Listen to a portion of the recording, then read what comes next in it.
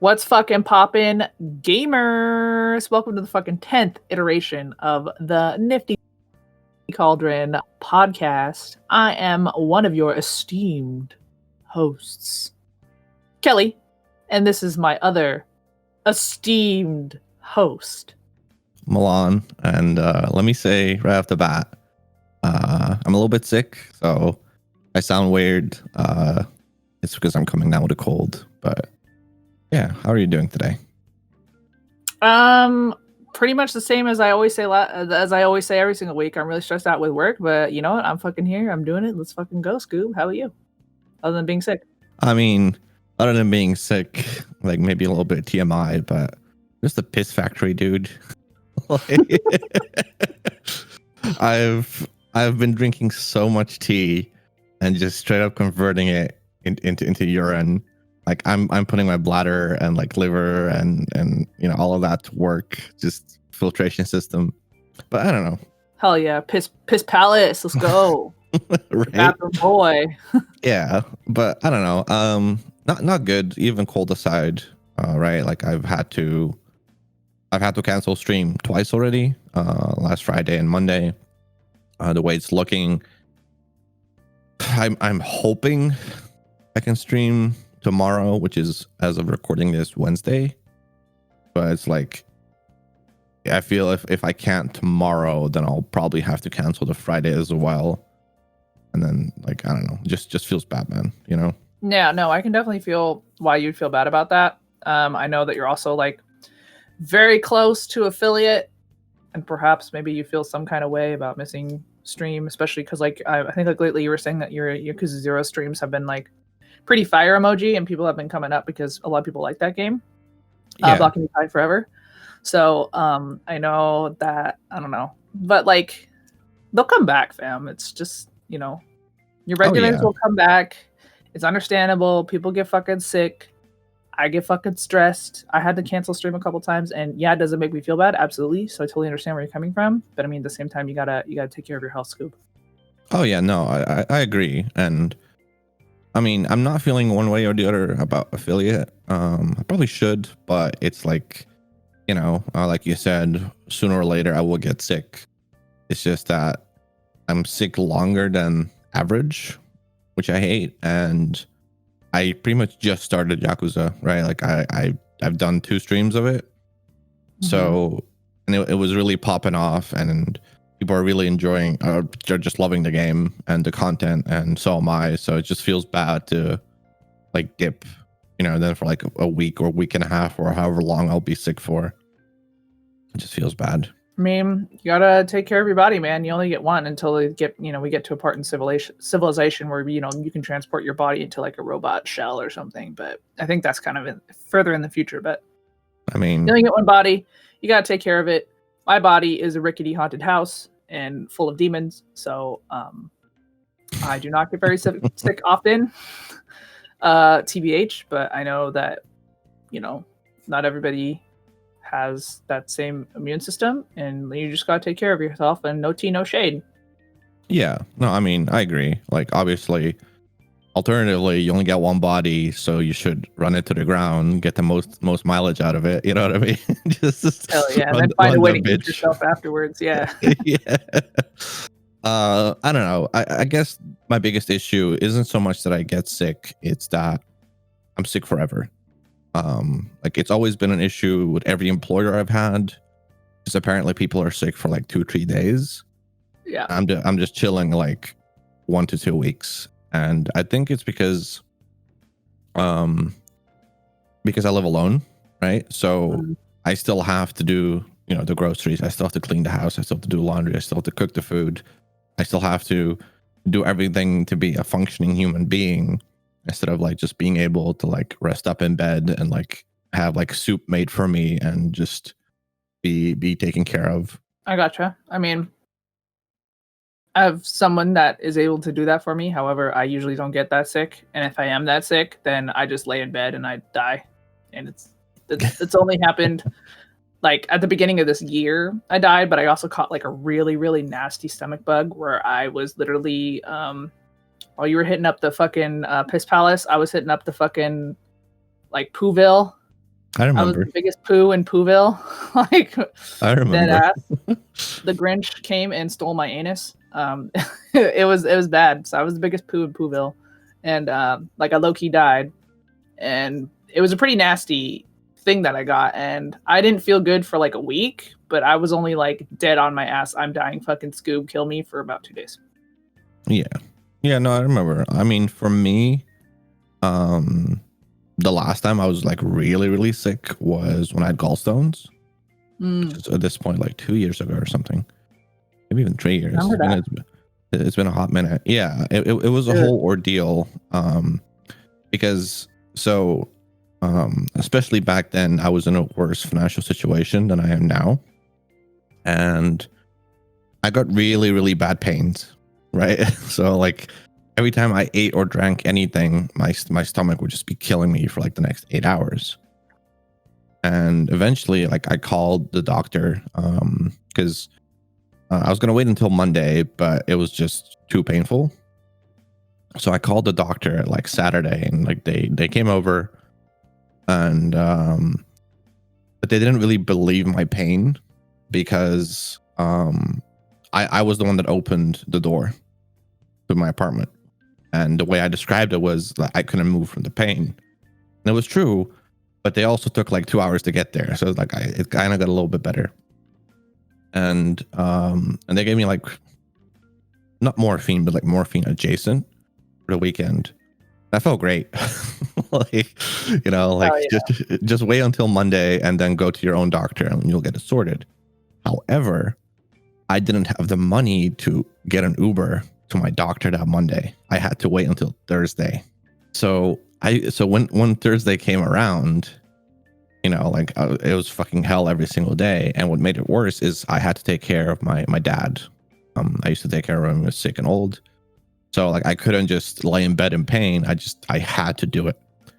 And then Thursday came around, and when I got to the doctor, I was so yellow. She like kind of freaked out, and she was like, "No, you I'm booking you an ambulance to the hospital right now. Like your liver might be failing."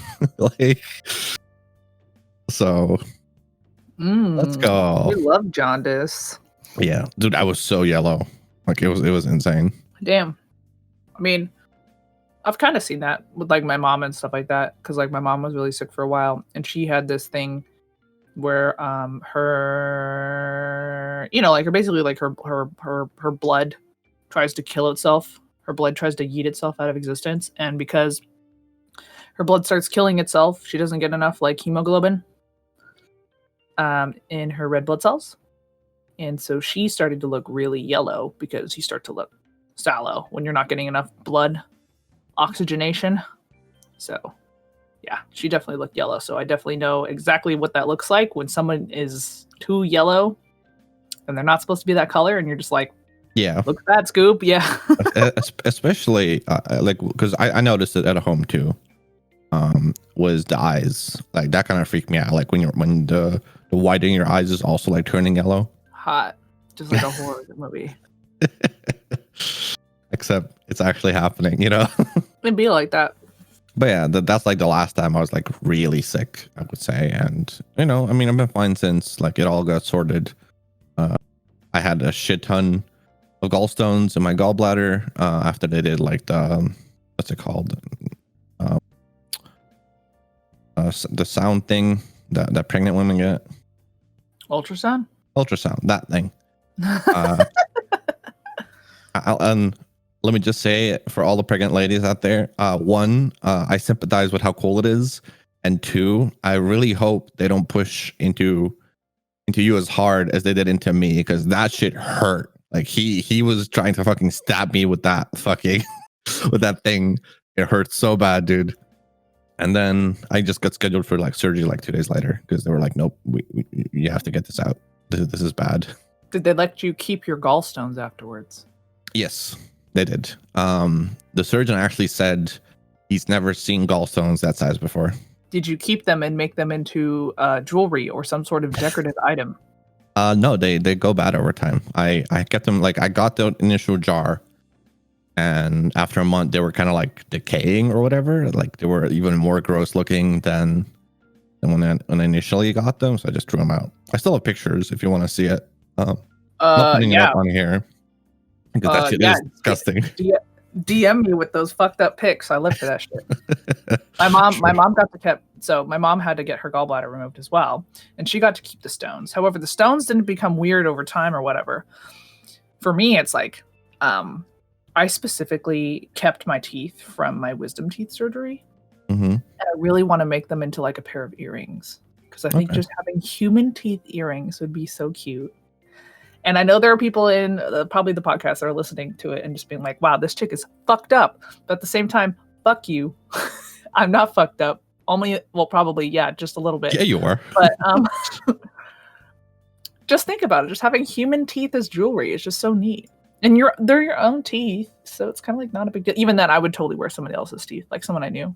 So if you have your wisdom teeth and you're willing to part with them, send them to my P.O. box. I would love to turn them into jewelry, and I'll wear them on stream. Thanks. I'll have to part with my wisdom teeth, like probably next year or the year after. You haven't got your wisdom teeth out? No. Oh my god, I will be chasing the high of my wisdom teeth surgery for the rest of my fucking life. That is the best I've ever felt in my entire life. I felt like I had a normal brain. I actually felt happiness.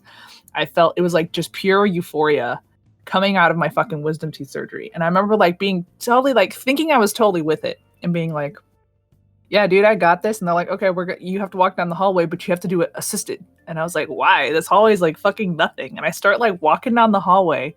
And as I'm walking down that fucking hallway, the hallway starts getting longer and longer and longer. And as I'm walking down the hallway, I kind of start doing like the old school, like Mickey's fucking Toon World walk, or like my leggies are like shooting out like 500 feet in front of me. And I'm just like, damn, this hallway is fucking long. And I was like, oh, I'm high. Yeah, dude, that actually does bring me back to my gallbladder. So after surgery, I woke up and I was in pain, and they came over and they're like, how's the pain? I'm like, it's an 8. Like this is really hurting. And then they gave me like another like morphine pill. And they came back like 15 minutes later, and he was like, how's the pain? I said, good. And then I woke up 8 hours later. Oh yeah. So that is great. It is an amazing feeling. Well, okay, so like I was still under like anesthesia, coming off of like the wooziness from anesthesia and stuff like that. When they actually gave me my painkillers, and they were just like, you'll need to take these because, well, dead ass, when they x-rayed my face, they looked at them and they're just like, damn, you girl, like your fucking teeth roots go all the way to your fucking brainstem. Like we are recommending that you be anesthetized for this procedure because we're gonna have to crank these motherfuckers out. And I was like, all right, take me to the fucking bone zone, dude. Let's go. So my parents were just like, yeah, that's fine. Well, like, let's do the anesthesia route because it was recommended by the doctor. I'm like, sweet. So then and they told me that like it was going to hurt really bad after the surgery, that I'd be very tender and it would be in a lot of pain because like they had to like crank that shit out of my fucking jaw because my roots were so deep. I can probably try to find a picture of my x-rays. They're pretty sick. So then they're like, yeah, you're going to be in a lot of pain. And I took one painkiller the first day. I didn't like how it made me feel, and I stopped taking them. And honestly, the pain was not bad at all. I had a very good wisdom teeth surgery thing. And honestly, the most annoying thing is not being able to eat what you want to eat when you're like done with that shit. Like they're like, oh, well, you can't eat that because it's hot and it'll like ruin your stitches. So you have to like, freebase applesauce. And then at that point you're eating nothing but applesauce, right? So then your asshole is like the next fucking covenant and it just opens. And then the poo comes out at that point. You're just like shitting a series of blam cakes. But they were like, hey, like you can't eat that shit. And so that's the most annoying thing. But for me, when like flushing your wounds and stuff like that, if you're one of those people that have like a low-key inclination where you kind of like the pimple popping videos, like you're just like, yeah, it's clean, like it's becoming clean, and you have like that weird kind of like mentality of you like, or like, you watch videos where people are like, scratching people's like dandruff flakes, and like that weird sensation of like watching somebody like undergo like a cleaning process, and you're just like, yes, I love it. Then like wisdom teeth surgery will vibe with you because you get that feeling from yourself. Like you take the little syringe and you fill it with water and you flush out your holes, and like little bits of food come out, and you're just like, that motherfucker's clean now. And you feel good about it. I don't know. I'm weird though. So that's interesting because I enjoy the pimple popping, like the blackhead removals, like all of that, right? Oh yeah. But I don't get any enjoyment if I have to pop my own. Like that doesn't do it for me. Oh dude, I love it. Maybe because like the viewing angle is different, I guess it's not like super close up, like super satisfying. You know what I mean? Do you also just like you feel pain when you're popping a pimple, and maybe you don't like that? Maybe the pain kind of turns you off it. First of all, pain never turns me off. I was gonna be like, yeah, you did the freaky shit. I know you. But it depends. Like it depends on how stubborn I am. Like sometimes you'll like feel a pimple, but it's not like out yet. But it's there. Ready. It's not ready. Yeah. But you're like, nope. I found you. So it's time to fucking meet your maker, and you just keep squeezing until eventually, sometimes even blood comes out. Well, but it is what it is. Sometimes you just got to keep squeezing for the blood. Yeah. Absolutely, 110%. If you have that sensation of liking to pop pimples and that kind of fucked up shit like we do, we love it. Go ahead and leave a comment below. Yeah, and I guess while you're there, remember to like, subscribe, hit that bell, all the good stuff. Anime pussy.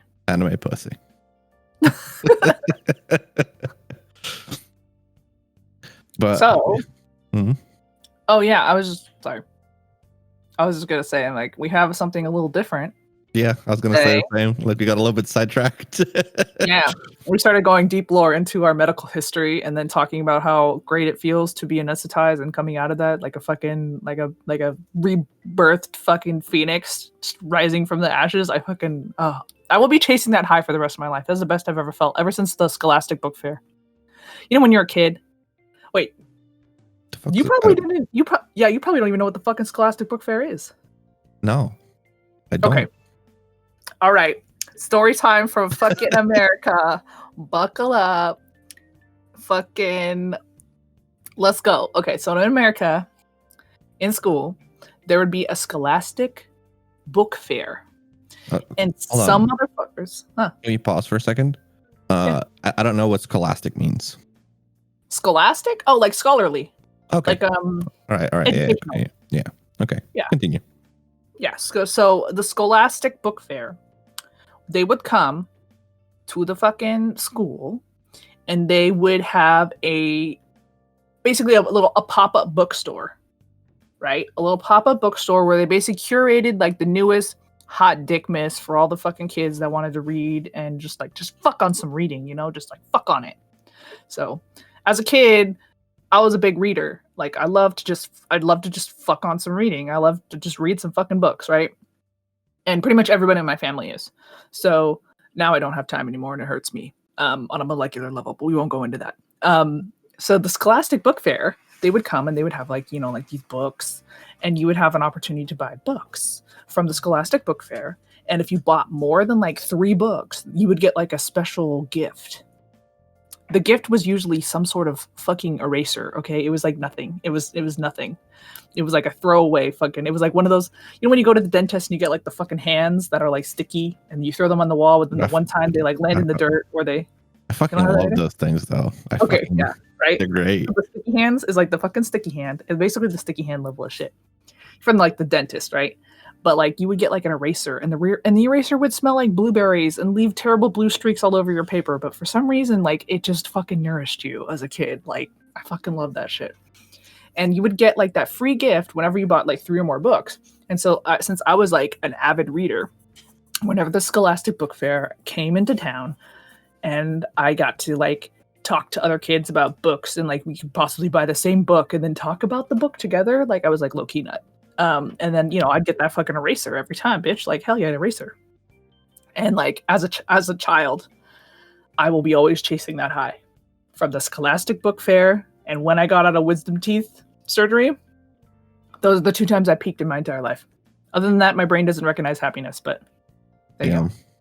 Yeah, I mean, I never had a book fair thing. We just had a library in our school. Most of our high schools have just libraries inside of them. But I can definitely relate on the high. Like, I felt so good after the surgery. It's like, fuck yeah, dude. This is what life's about. You know? Is this how normal people are? Feeling happiness? What is this?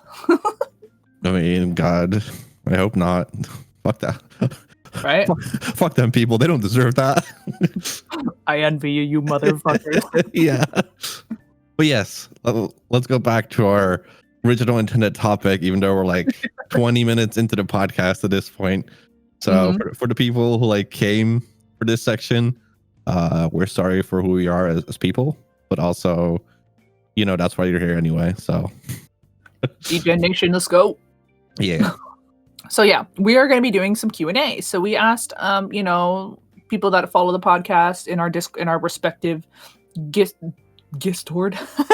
Discord servers to basically have like an AMA, like ask us anything. And so we have some pretty spicy meatballs.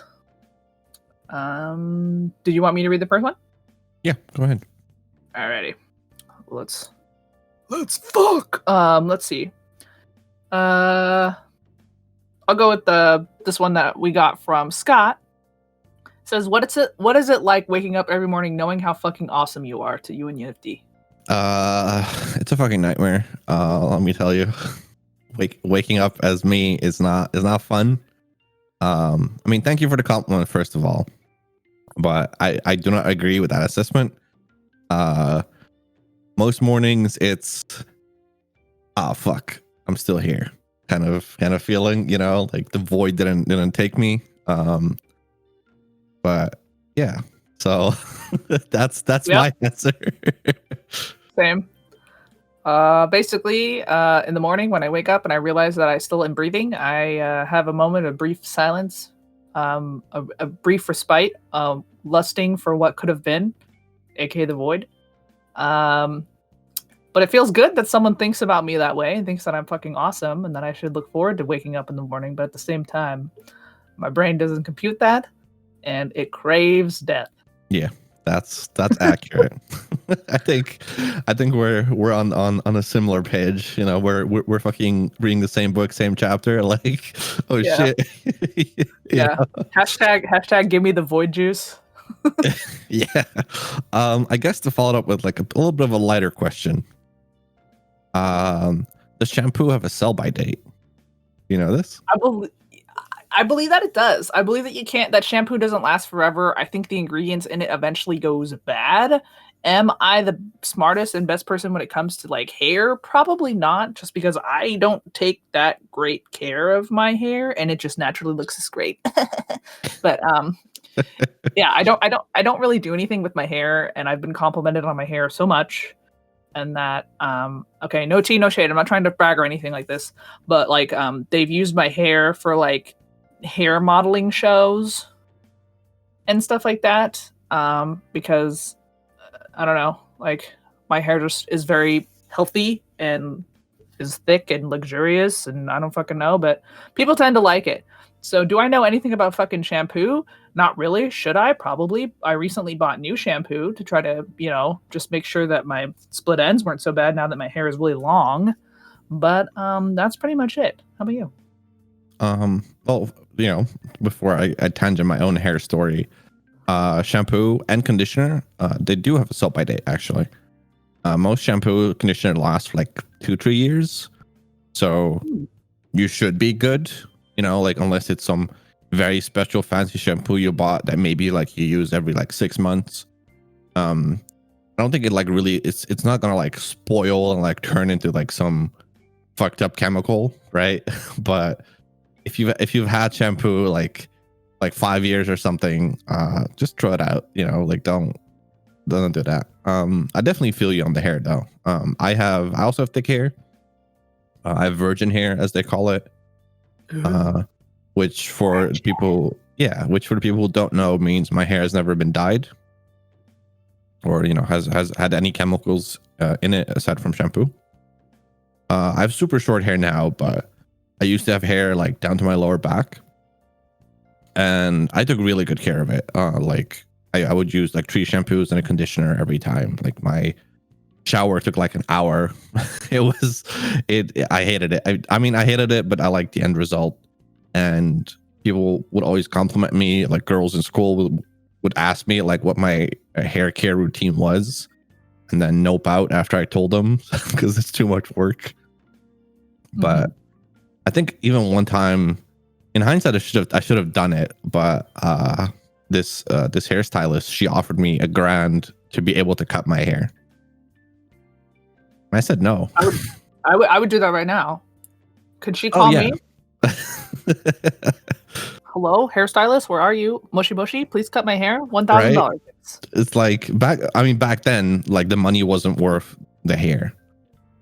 But now I'm like, dude, I'll take a free haircut. You don't even have to pay me. Just let me break even. You know what I mean? Yeah. Times are rough. But yeah. Dude. But yeah, Shampoo does definitely have a sell by. I don't know if they have a sell by date. I imagine because they have an expiration date. But yeah. All right. A little bit of a lighter question as opposed to waking up and how we feel. Hashtag existential dread. Yeah. But so I also have another question from Laser Lord writes, do you think you can get us into one of Felicia Day's Among Us games? No. Dead ass. Leave the mic go. I obviously can't. To kind of speak for you before you, I don't think you can either. Nope. Just because you got the one raid, I don't think it means that much unless you've been like a regular to her stream since. No. So the answer is no. I've tried to go to her streams, but she always streams at a time in which I am like at work and in like a work meeting. So I've never really had a chance to go to her stream since. I think I did see her play like D&D, and then I watched her film like a podcast, I think with like her brother. I don't know. But so that's kind of like my gist of like being able to circle up with Felicia Day. However, she did raid me that one time, but that was just like a one-time thing because I happened to be playing the game that she was streaming and I was the only one that was, kind of a thing. I don't have any sort of clout, affiliation, best friends forever. Like we're like I ain't like that with Felicia Day, so no, I cannot get you into Among Us games with her. She just told me that I had nice makeup once. Yeah, and you did. You always do.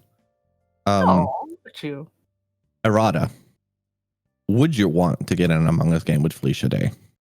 Yes. I just like playing Among Us. So yes. I mean, so do I. I think I don't know if I would accept. I would probably be too anxious. Like that's a lot of people watching me right now. I already fucked up like the first time I was imposter by accidentally misclicking. Like, you know what I mean? I'd be a nervous wreck, I think. It's weird though, because I don't feel that kind of nerves, I guess. And I don't really get starstruck for the most part. But yeah, I just don't really get those kind of nerves, at least. I did when I first started streaming, but now it's like old hat. Just firing up the stream bong. Yeah, I mean, I guess I wouldn't be nervous because it's her, but there would be like over 1,000 people watching, right? Like that's where the nerves would probably come in for a little bit. See, for me, that doesn't really, having 1,000 people watching me wouldn't really I don't think faze me at the most part. Would I be like, oh shit, wow, yes? Would I be nervous about making a mistake? Not really, and if I made one, I'd probably just laugh it off. Yeah, I mean, I think I would get over it, but I would definitely have that initial hesitation of like, should I even accept? Am I worthy enough to accept? But obviously, she's never gonna invite me, so rip. Doesn't matter. I like that you have a feeling of worthiness, and I'm just like, yeah, fuck it.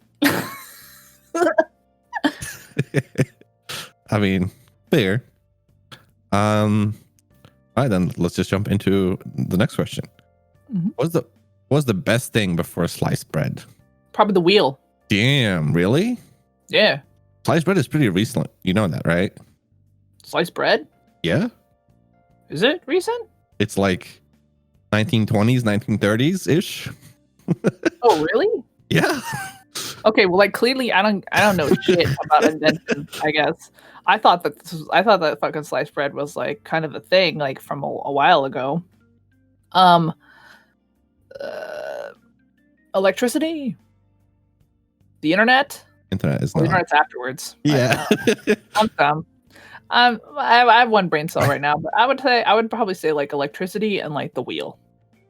Damn. All right. I mean, fair. So I guess for people who probably had the same mindset as Kelly, sliced bread specifically refers to machine sliced, so automated, and not just taking a knife and slicing it.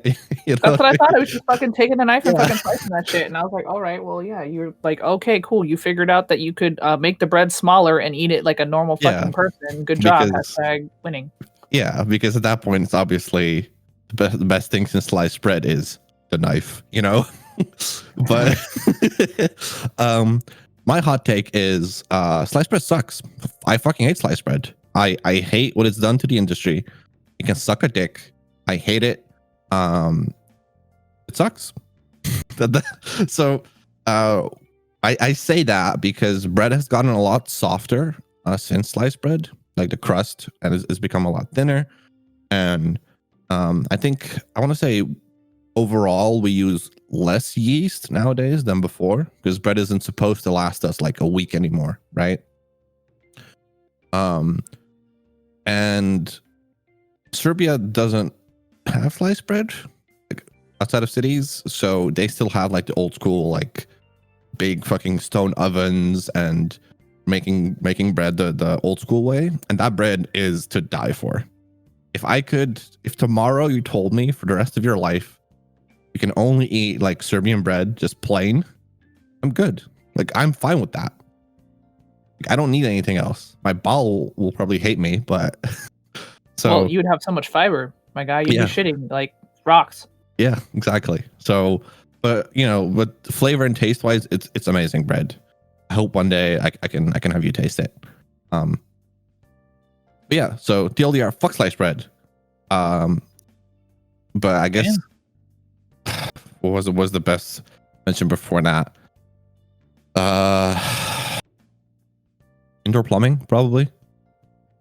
Yeah, being able to not shit in a fucking random outhouse in the middle of nowhere, like the dead ass winter, and you gotta like fucking you're either gotta shit your long johns or you gotta hobble out to the old outhouse. It's pretty bad. Yeah. I would agree with that. That's a good one. But yeah, solid. Just like the shits you'll take eating nothing but exactly. you knew exactly where we're. I didn't want to say it, but you knew. You knew. Make a poop joke. I'll make a fucking poop joke. All right, so next question is Joe Venom. Joe Venom says, I haven't faced Fatalis yet because I know once I beat him that it's it. Has there ever been a game that you procrastinated beating because you know that this is the end to my friend? So let's actually dissect that question a little bit. For Fatalis, it's true that there won't be anything new in Monster Hunter World, not counting like AT Volcana, because but I don't think it has to be it, right? For a game like World, you can definitely be like, oh well, I beat Fatalis. Let me learn a new weapon, right? Or let's hunt with friends. Let's do event quests. Like you don't have to dedicate like hours and hours of playing it anymore, especially with Rise being around the corner at this point. You know, so that's like my little Monster Hunter World snippet. Has there ever been a game that I procrastinated beating because I was like, I don't want it to be over? No, because at the same time, I'm always like, I do want to see how this story ends. You know, like I want to see the conclusion. I want to. Actually, maybe the closest one that I can think of, and I'm not even sure, but that I felt sad about is probably like Eternal Sonata. I love Eternal Sonata. Holy shit. Oh shit. Like I thought it was gonna fly under the radar and that most people don't know about it, but no, I fucking love Eternal Sonata. Eternal Sonata fucks really hard. Yeah, it was really good. It was so fucking good. Holy shit. it came like I bought it on a whim. I think I was just in the game store one day, and I was like, oh, this looks like an interesting game that just come out, and it was like a JRPG. I'm like, and it's fucking Chopin and shit. Like, I'm in, and I just fell in love with like the whole game of the whole vibe of the game. And for people who played it, the ending is very sad, right? It's not really a happy type of ending, so it's like that one felt like a little bit bad to finish. It hurts so good. It hurts so good. I fucking loved it. Yeah, like it's more Snake. It's very good, and it's very nicely done. But I guess games like that where the ending is sad, those I'm maybe a little bit hesitant about. But I've never procrastinated more than like maybe a couple of hours doing side quests or something, or but I've never not finished the game because I didn't want it to end. All right. Well, my answer is yes. And I've talked about this previously on a previous podcast. I feel that way 110%. When I'm really invested in a game, I'm really invested in the characters. It takes me a really long time to beat a game. Like I said, that didn't honestly change until I played the Mass Effect series. The Mass Effect series changed. I realized that getting closure was more important to me than to keep the memory of my friends alive. So I kind of got over that, and now I'm like totally down for beating games. However, do I feel sad after I beat them? A little bit, because the adventure is over. So I 110% understand Joe Venom's feelings. They're valid as fuck. I feel them every day in my fucking bones, Scoob. But honestly, if I know, I try to really, really avoid spoilers. But honestly, I love games with sad endings. And this might be like a cultural thing, because I don't know if you've ever watched like a fucking Chinese movie or like a Chinese opera, but hashtag everybody fucking dies. Fast forward to the future. Everybody fucking dies. Everybody dies. The grandma died. The dad died. The mom died. Even the dog died. Like they find a way to fucking kill everybody and make everybody feel like shit. And so I'm used to those kind of like cultural movies because I kind of grew up on that shit. Like because my mom. So, honestly, I only feel alive if there's sadness, I guess. And I fucking loved Eternal Sonata, but it was so funny that, because it's Chopin, right? I remember playing the game, and I remember playing it with somebody who didn't know who Chopin was. Oh, shit. And so we're playing the game, and they're like, yo, what's up with this Chopin guy? Oh, God, Chopin. Oh, no. And I dead ass howled, dude. Yeah. I mean, like, oh yeah, and like we were playing because you can play with multiple people. It was a co-op game, and they could control the character, and you can control the character. And so they're like, oh yeah, I'm gonna play as Chopin, and I'm like, who? Oh shit. To be fair though, if you're from NA, you don't expect it to be pronounced Chopin. It's like. At the same time, it's a very famous composer. Like, why do you not know this? But that person did not know. It was hilarious. Absolutely. They're like, chop it. Also, like another nice thing, like little nice touch about Eternal Sonata, all the characters in a game are named like after something musical, be it an instrument or like, a falsetto was the hottest. No, Clavis wins every day of the week. No. Ooh. Ooh, no, your wife was shit. Your wife was shit. Oh, really? Like the short hair, the hand to hand, the blue dress with like the high slit? That's not Clavis. Yes, it is. No. I'm looking it up right now, Scoot. I know. I can tell by your typing. Am I really misremembering? It's been so long, but I'm pretty sure. No. Clavis was not the fucking hand-to-hand person. She used the fucking very sharp rapier wand thing, and she had the one pant leg. Oh no, never mind. You're absolutely right. I was thinking of falsetto. You're right. It was falsetto, exactly. I was about to say, like, your wife who was shit. I take a fat dump on your face. I fuck your wife. That was like, how dare you? That was my bad. But clearly we're fucking vibing. No, I mean same kink, but also anybody who did like clavs, you're wrong.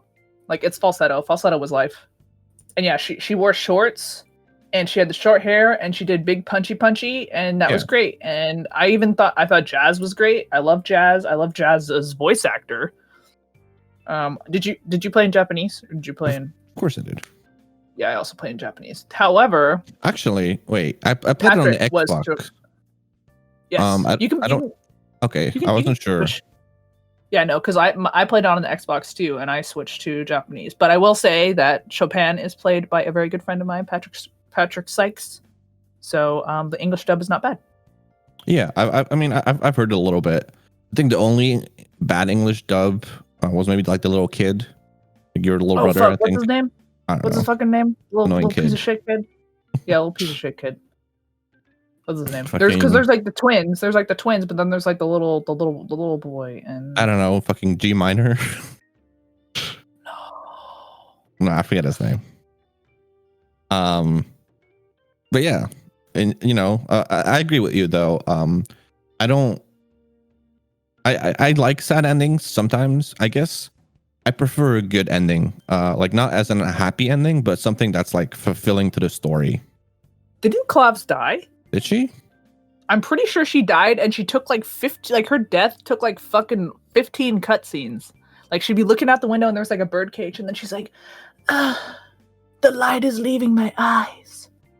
And then like 10 more minutes later, and she's still fucking talking and having like a fucking monologue on the floor. And I'm just like, "Just die already, bitch!" Like, I mean, come on. To be fair, like the Beat. Big.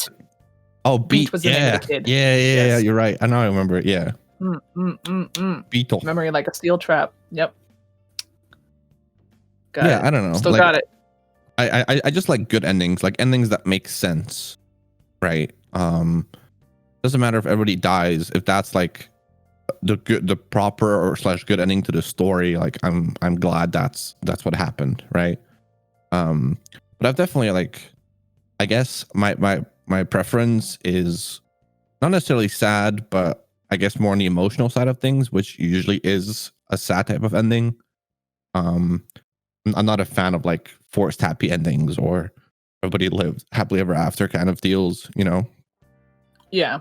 Like one of my favorite games I had like a very good ending was Final Fantasy 12. Final Fantasy 12 had a great fucking ending. So did 10. EBH. 10 did. 10 did have a good ending. Did I like 10 that much? Not really. Other than Lulu was hot.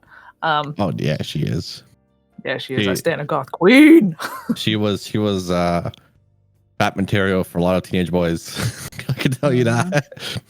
Gotta beat your meat and yeet your skeet too, Lulu.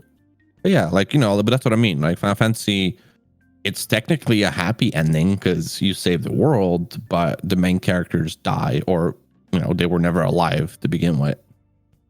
Kind of deal. Spoilers. No, just kidding. Oh no, spoilers. This game has been out for fucking how many years? Like 15 or something. And you know what? Snape kills fucking Dumbledore, you mook. Yeah. So I don't know. But I've never had a point. Like, if anything, I wish I could replay some games without like knowing what happens. I think that's more of a concern of mine. Like, it's more the sadness of like, I'll never be able to experience that exact thing that I experienced playing this game ever again, you know? It's like chasing the high, but with games. Yeah. I mean, obviously you can get similar experiences. Like, you know, like I love Dark Souls games because they're challenging, and Sekiro was a shit ton of fun, but I don't think I can replay it because the challenge, it'll still be there, but I'm not going to struggle on the boss for like an hour or an hour and a half anymore. Right. Mm-hmm. So the next game that's going to be like that is fucking Elden Ring. You know, like that's the next Dark Souls high, and then Demon Souls again, depending on how much the system has changed since the original. You know, so it's just you kind of like chase that with different types of games, but yeah, I don't know. For sure.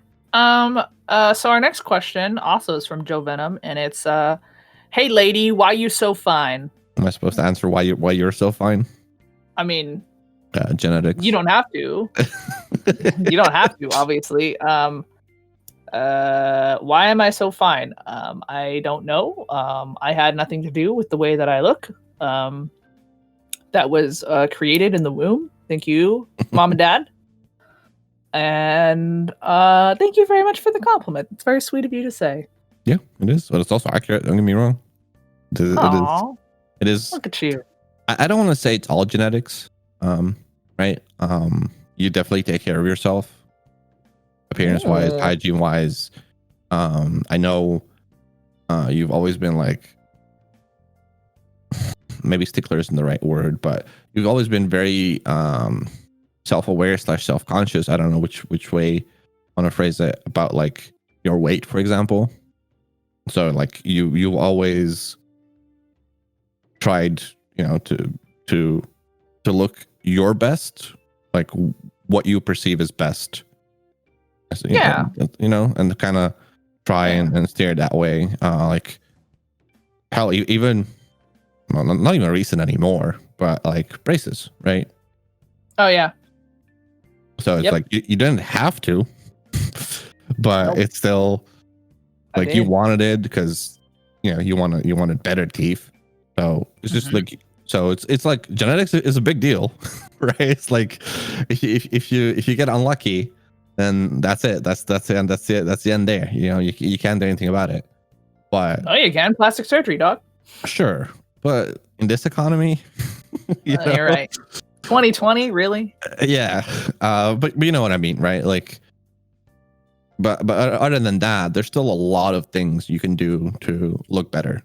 Your hygiene, your grooming, your self-care, your fashion choices, right? Like wearing complementary colors and clothes instead of that clashes. Just there's a lot of things you can do to up your game, and you do all of them. So bonus points.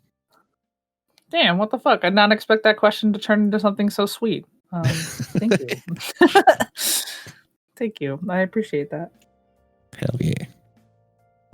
Let's see. I guess let's take a dark turn after that. That seems fitting.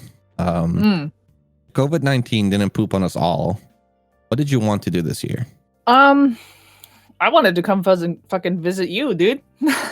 Oh, my plan was to go and fucking visit Nifty, aka Milan. Like that was my fucking plan, was to go and visit him and hang out and like actually hang out with him like IRL for the first time in forever, Frozen. But I mean the first time in like 15 years. 15 years essentially. But yeah, COVID definitely took a big shit on that. However, did the rest of my year suck? It sucked from a standpoint of family. Like my mom is facing a lot of like health challenges and stuff like that, and that really bums me out. But for me, it's be myself. It's been honestly one of the best years that I've had. I've had a lot of time to like focus inward, have a lot of introspection, face a lot of my fucking demons, start new projects that I've been putting off for a very long time, aka streaming, and also going back to school. And is my work incredibly stressful? Yes, that's something that sucked that come from COVID. But for the most part, I would say this year has been one of my most fruitful years ever. And it kind of bums me out that, like I'm having like a pretty dank ass year, but a lot of people out there aren't. And just know that like I feel for you, but I'm also sorry, but that I'm, low key fucking thriving right now. So, yeah. How about you? Yeah. Well, I think first of all, it's important to say, and this also goes to anyone out there and that's might be feeling that way. I don't think you need to apologize for something like that, because even outside of COVID, there will always be people who are struggling or having a bad time, and you're not responsible for it. Hopefully, right? Like unless you directly are, then dark turn, an even darker turn, right? Like unless you are, but in general, like there's always going to be someone that has it worse. So I don't think people should ever apologize for doing good in a bad situation, unless unless you were like one of the people. Do you remember at the start of the pandemic when people were like reselling hand sanitizer for like a fucking markup price that was insane? Like fuck those people. Like that's driving off of the backs of people suffering. Like don't be like that. But like for example, like a lot of people, maybe not a lot, but a good amount of people on Etsy, for example, are now thriving because they make custom masks, like I think that's good. I don't think that's anything to feel bad about, that you managed to like start a business in this economy, in this pandemic. You do you. For me though, this year has been weird. This is going to be some deep Milan lore right here. So for the last couple of years, and still to this day, I have depression. Like I have clinical depression. I've been in therapy. I have medication. I have anxiety and panic disorder, and it's just been a struggle. It made me quit my last job because I couldn't really perform anymore. So I took the time off, and it initially started as a kind of a deal, like, oh well, let me take a few months and then I'll be back. And that quickly escalated into years and years. But during that time, my dad, he was also very sick. I guess for anyone that wants to look it up or is knowledgeable, he had a disease called Guillain-Barré, which is basically anybody can get it. I think it's 1 in 100,000 people get it. It's random. It's not genetic. It's not predisposed. Nothing like that. I could get it tomorrow. It can literally happen to anybody. And basically is your body starts attacking itself, and just all your nerves kind of shut down. And most people, elderly people, they can pretty much never really walk again. Even young people, like who get it in their like young 30s, they need like a couple of years of like physical therapy to be able to start working like 1 day a week. So it's a very fucked up disease because there's no cure. At that point, it's basically just you're on pain medication because your nerves are hurting all the time, etc., etc. So as my dad got worse, I started taking care of him more and more, to the point where I did literally everything. I didn't have to spoon feed him unless he was sick, like with like a cold. But other than that, I had to do everything for him. So it was pretty much a 24-hour care system. And it was very stressful. And, obviously, like on top of my own depression and anxiety, it just adds on with that responsibility. But it's my dad. Like, how am I not going to do it kind of deal, right? And then earlier this year, I started feeling better. Like January, February, like I noticed like, hey, my depression is doing a little bit better. Like this is good. I'm not suicidal daily anymore. Like that kind of I used to be very suicidal, and that was really good. And things were looking up. Like I was considering to go back into work again. I had potential job lined up that actually allowed me to work from home at my own hours. Like as long as I got the work done, it wouldn't matter when I did it. So it would fit perfectly with the care of my dad. And it was just all like kind of looking very, very good. And then COVID happened. At the time, my dad was in the hospital for, what's it called? Pneumonia. Like his 4th pneumonia or something in like the last 2 years. When the pandemic really hit. And we considered ourselves lucky. Like, like he's in a hospital, like he's not going to come in contact with anyone else, at the time. And then he finally got moved to a nursing home, which was already on lockdown. Like I wasn't even allowed to visit him or anything like that. So like, great, he's on lockdown. There's nowhere safer for him to be right now. And then he got COVID. They accepted like someone elderly also had COVID when they got accepted into the elderly home, and he shared a room and he got COVID and he passed away a week later. It's very rough. That week was very, very hard, and it's been hard since. And this was like early May, like the 2nd of May when he passed, and and that's one of the reasons I started streaming, because it's one, like for me, I guess the biggest takeaway was I was very used to taking care of him, and now I had nothing to do, and that was very, very difficult. And I guess to also maybe backtrack a little bit before I sound like a fucking psychopath. The reason why I'm okay with talking about it like this when it's still so fresh. We were already in application for euthanasia. It's legal in our country, and he was done suffering basically. So even before it happened, I had already at least mentally said goodbye. So I kind of figured, like let me because the job obviously is not happening while COVID is a thing.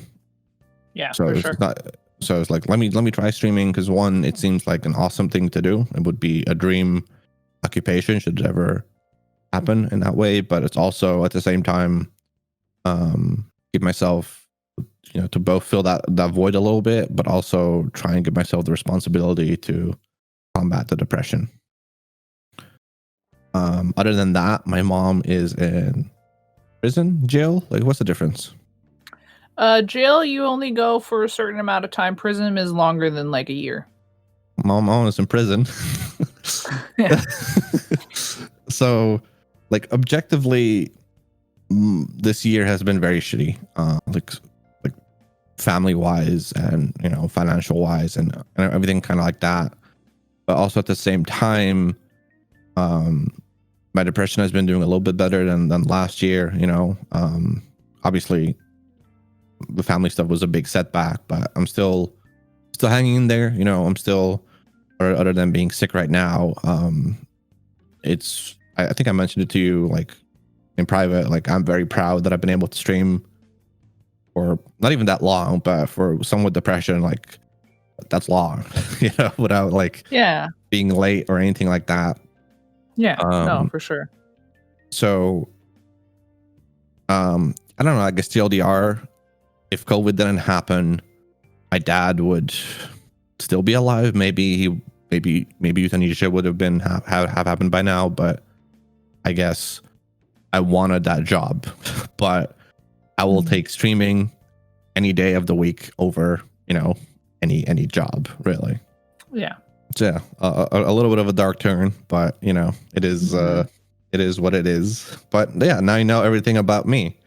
So I mean, we still have more questions, but yeah, I mean, obviously, I'm not saying let's yeah, that's it. for sure. All right, let's see. Another question that we got was from Fantunes. Basically a hot take on school structures and how they don't actually prep you for adulthood. Damn. All right, I'm gonna have to go twice in a row with that hot take. Let me quickly take a sip of my water on mic. So, big gulp, because I'm thirsty for the hot take that's about to come.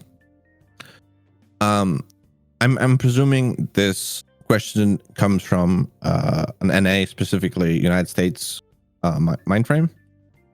Where no, Fantunes is Canadian. Oh, interesting. Canadian, eh? Okay. Because I was gonna approach it from United States first, because for you guys, you're not prepared for adulthood, because like these days, for one, like you don't learn how to do taxes, you don't learn how, like, what's it called, like home economics, or whatever it's called, like where you used to learn how to like sew and like do basic shit and cook a little bit. That. I did that. Yeah, but these days it's a lot of places don't. It's just being phased out. Oh yeah, no, they don't have that anymore. No, I don't think. Yeah, so like American schools is very, you're being prepared for the next standardized test, because that's all that matters, is for the district to do well, your school to do well in the district and the state, et cetera. Correct. So then your school could continue to get funding. Yep. So then you can continue to learn about more subjects that should eventually go to the arts, but it doesn't. So you don't actually get to learn the arts very much in school anymore. And then on top of that is that they aren't even teaching kids critical thinking anymore. So now when they ask you a question on a standardized test, they used to ask you this question. They'd be like, Jack and Jill went up the hill to get a pail of water. Why? And then you're like, oh, well, maybe Jack was fucking thirsty and he wanted some fucking company, so Jill went too. Or maybe it takes 2 people to work the well. And like critical thinking, stuff like that. Yeah. They don't ask you questions on critical thinking anymore. They just tell you the story, and then they're like, Jack and Jill went up the hill to get what? And then you bubble in fucking a pail of water. Damn. America. Yeah, basically. And to kind of give a different idea of how it works in the Netherlands, talking about high school more specifically than middle school and stuff like that. Over here, you go to high school when you're 12 to 13, and you go, the length you go depends on, put it very crudely, on how smart you are. Like we have different high schools, like different levels. For people want to look it up, or for the Dutch people among us, like from bottom to top is like VMBO, HAVO, VWO, and then gymnasium. So it's like, and depending on which level you're at, you get different kinds of classes. Like, for example, if you're at the bottom, more than likely you either have trouble learning, like normal standardized test types of way, or you might have a learning disability or whatever.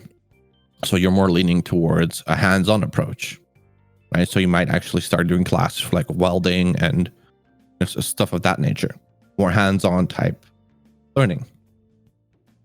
And then, for example, if you then go up one level, you know, it's more normal, but then you also like learn French, you know, on top of like English and German and Dutch. And if you go up another level, like you have to learn another language on top of that. And if you have gymnasium, you're basically saying to people, I'm gonna be a fucking doctor, suck my dick, you know? Like that's the type of level you're going. So then you also like learn Greek and Latin and all that shit. That's very confusing, because I would think like gymnasium, since that's more of like a physicality, like to me, the word itself has like a physicality to it. So I would associate gymnasium with something more blue collar, not white collar. Sure, but that's me just pronouncing it in English, right? Well, Dutch it up. Don't just fucking like dumb it down to all right. I mean, if it's in Dutch, then it's a gymnasium. So all right. But then to like contrast, which I think is probably one of the better systems, is Serbia. I'm gonna like table their weird schooling system for a second, in the sense of that you get different schedules every month. Like 1 month I'd be going from like 8 a.m. until like 3 p.m. The other month I'd be going from like 2 p.m. until like 8 p.m. to school, because we just don't have enough teachers or enough classrooms. This still stems from like the war days, so they had to like split the school. It's weird. I liked it a lot, but it's very weird. What Serbia does is they start school when they're 6, 7. So you go to high school when you're like 14, 15, typically 14, and every high school lasts 4 years, I want to say. 4 years. But you pick your profession, or your ideal profession, or at least the field you want to be in, at that age. So for me, I didn't get to pick what I wanted. I wanted to be a graphic designer back in the day. And the story is boring, but the TLDR is I had to pick typography, which in the form I studied it is a dying profession, because we don't use those old school printers anymore from like, you know, back in the day. But what that did mean is that every Friday I would go to an actual factory or workplace, you know, of typography, and I would learn about how the printers worked, how printing presses worked back in the day, how typewriters worked, how, you know, by the time I was done with high school, I could immediately go into that profession. And obviously there's exceptions, like, you know, medical school and like becoming a lawyer and stuff like that. Like you obviously need more than one Friday a week for 4 years. And I'm even pretty sure that in your last year of high school, instead of 1 day a week, it's like 4 days a week of like practical hands-on lessons, and then just 1 day of like studying. And obviously the big drawback is, let's say you change your mind in your third year of high school that you didn't want to do this profession after all, then you're kind of like a little bit boned, right? Then you're gonna have to do like some more studying afterwards. But overall, I think that's a really good way to do it, as opposed to how the United States does it, where it's just always for testing. At the same time, though, it would be really okay. So for me, a lot of my life, I didn't know what the fuck I wanted to do. In fact, I still don't really know what I want to do when I grow up, kind of thing. So for me, I know that in high school, there was an opportunity for you to, like start doing certain things in order to help you like succeed in your career. But like as an undecided fucking 17-year-old piece of shit, I don't know what the fuck I wanted. So it's like those school systems, they can be empowering, but only to people that are truly decisive and they know what they love. And if you have a fuddy-duddy brain that doesn't understand like things that make you feel good, it's kind of hard to land on something that you end up wanting to do for the rest of your life. And that's why so many people, they're like, oh, well, I started doing this, but then fuck it, I went back to school and now I'm a nurse, kind of thing. That happens a lot in the US. Oh yeah, like I said, the real advantage is, at least for me, like I knew like 2 months in, like I never want to be anything involving. I don't want to be a typographist, and I knew that, like, so I think for a lot of people, I guess in Serbia it's more common that you kind of at least have an idea of the field you want to be in before high school, like just roughly, like, hey, I want to do something with cars, or or computers, or I just want an office job kind of deal, and you kind of lean towards that. But I'm in the same boat. I still don't know what I want to be when I grow up, even though I'm supposed to be grown up. Yeah, no, exactly. I still don't know what the fuck I want to be when I grow up. And when I was a fucking kid, if you asked me what I wanted to be when I grew up, when I was a fucking kid, I would tell you bounty hunter. I wanted to be a bounty hunter. Oh damn! No, I mean, for me, I knew I wanted to do something with art up until I was like 19, and that's why I wanted to be like going to graphic design and just go down that route. And then tablets came out, and I fucking hated them. I could not make the transition from traditional art to digital art. And that's kind of when I kind of slowly gave up on drawing. I haven't like drawn anything for like 10 years now. Damn. So rip that dream. F in chat. But also I used to draw a lot too. And I was not very good at drawing on the computer, but I was like, okay, by hand. But even then, like I wasn't like I could think of something and then execute on it, but it wasn't as clean as if I was like, like if someone was like, hey, draw this, and I'd be like, okay, and then I could draw that, and it was fine, and it turned out good. But I wasn't, like when it came to like thinking of something up and like dreaming up the anatomy and trying to put that down on the pen and paper, like I wasn't the best at it. So yeah, no, I feel you. I mean, honestly, in the hindsight, I shouldn't have stopped, because like, so I stopped before the internet boom, right? Like nowadays, artists have like Patreon, a Twitter, like commissions, like you can stream art on Twitch. Back in my day, you either had to be in the industry, or you were like some unknown freelancer, or like you were like, or you had your own webcomic, like like Control Alt Delete, or fucking Mega Tokyo. I don't know if you remember Mega Tokyo, like but shit like that, like those were your only options on the internet, right? So for me, it was just like, it seemed like a very sensible thing to be like, okay, well, this dream is dead for me, so no point. But in hindsight, if I had kept with it, maybe I would have probably been making money off of art today. Yeah. But now your art is content creation. You're still an artist, friend. True. I think you have the last one. Yeah, let's round it off with this one. What do you all think is the best non-anime animated movie released this past decade? And why is it Spider-Man Into the Spider-Verse? The answer is yes, it is Spider-Man Into the Spider-Verse. That movie was fucking amazing. I've seen it at least 6 or 7 times now because that movie is just so fucking good. I love Spider-Man Noir. Noir Spider-Man is my fucking favorite. I fucking absolutely love it. That game is amazing. Not that game. Oh my god, I'm too used to talking about games. The movie was amazing.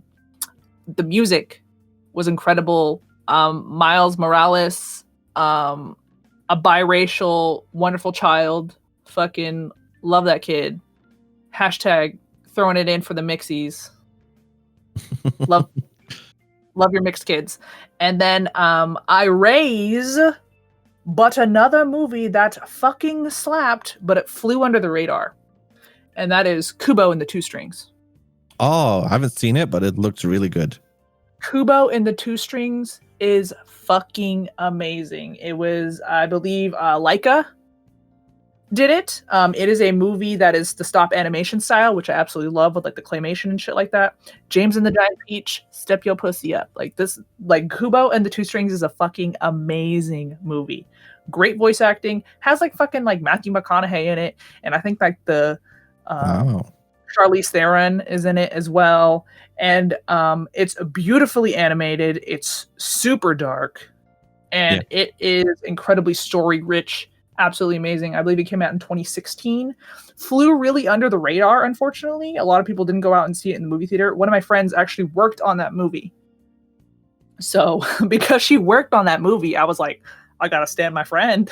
Like, we gotta see this movie in the movie theater because I need to give her my fucking money. So yeah, the movie is absolutely fucking amazing. If you haven't seen Kubo and the Two Strings, do yourself a fucking favor. Peep that shit right now. I think you can buy it on fucking YouTube Watch or something for $2.99. It didn't get very good reviews on like IMDb, but IMDb can fucking lick a nutsack because Rotten Tomatoes has it as a 97%. Bitch, suck it. Yeah, I mean, in general, animated movies are really underappreciated because a lot of people still think it's just for kids. So Spider-Man Into the Spider-Verse was amazing. I don't remember if this scene was in the movie or if it's in the comic. But it's like when several Spider-Men are together, and I think one of them is like, "Why is there a Japanese Spider-Man?" And someone else goes, "Why not?" Like, "Oh God, am I the racist Spider-Man?" You know? It's just like, but as for why is it the best, animated movie of the past decade? That's easy. That's because Shrek didn't come out this decade. Like that's the only reason why. Like it's never ogre. Like if Shrek came out, Shrek 4 came out like this decade, then yeah, easy win. But fucking Shrek. Oh my God, it's never ogre. Shrek is a cultural masterpiece. Like Shrek is genuinely a great movie. It's a great movie series. Just not in an ironic way. It's great. All right, so Shrek emote when? I mean, that's more for you. I don't have emotes. No, well, when, not if, but when you get emotes, Shrek emote, I request. Maybe I'll make it a tier 3, but probably not. Tier 3 Shrek emote. Because it's like throwback to the podcast. I fucking hate that the Phillies only get like 4 slots, dude. It's pretty fucked up. But I have to come back to Kubo and the Two Strings because deadass, the song for Kubo and the Two Strings is a cover of my favorite Beatles song, While My Guitar Gently Weeps, but it's played on a shamisen. Well, first of all, hot take. Fuck the Beatles. They suck. Wow. So, first of all. Wow. Okay, this is going to get us a lot of thumbs down. Just so you know, you opened the gate for listen. If people are still here listening to this part, like, I've already won. I've already won. Like, I'll take that fall at the end. But if you've been listening to us for over an hour at this point, like, yeah, I'll take that L. Sure, give me that dislike. Wow. Okay. One, I do not hate the Beatles. They were a very incredibly innovative band for the time in which they came out. I agree with that, but I don't like their music. While My Guitar Gently Weeps is my favorite song by the Beatles. And like I said, Kubo and the Two Strings, the main theme for it is that song, but they play it on a fucking shamisen. And it slaps. It dead ass slaps. Always does, right? Exactly, dude. Like fucking Tenchu Wrath of Heaven. Let's just fucking go. Fucking Sonata, man. But yeah, I think at this point we have finished our podcast, the 10th iteration of the podcast. Thank you very much for everybody for your submitted question. Surprise, this is the last episode. We out. This is the last episode. No, this is the actual last episode because Milan got us banned for dropping the fact that he hates the Beatles. I mean, listen, I Shrek is a cultural masterpiece. That opinion outweighs any Beatles opinion. You know what? While I'm here, fuck the Rolling Stones too. Fuck them. Wow. All right. So thank you very much for coming. This is, again, has been the 10th iteration of the Nifty Cauldron podcast. Hopefully we'll be back for another week and our channel doesn't get shut down because of all the copious amount of hate mail and death threats that we've received. But it's been real. Don't forget to leave a comment below on what your favorite animated movie was from the last decade. And don't forget to like, subscribe, smash that bell like you would a fucking fist into Milan's face for hating on the Beatles if you are a big Beatles fan. But yeah, thank you very much for coming. And this is one of your hosts, Kelly, signing off. Dab. I'm Milan. See y'all next week. See ya.